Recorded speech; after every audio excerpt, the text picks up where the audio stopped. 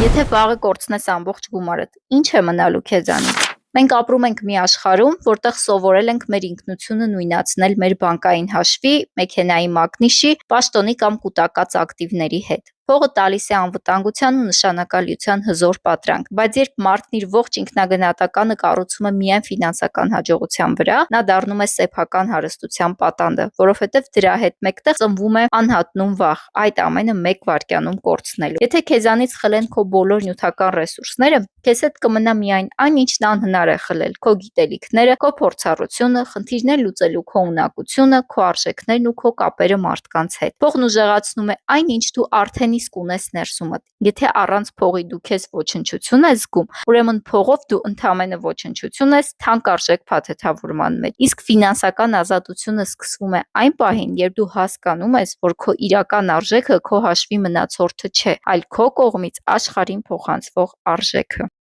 Հետևիր էջին փողի հոգեբանությունը հասկանալու համար։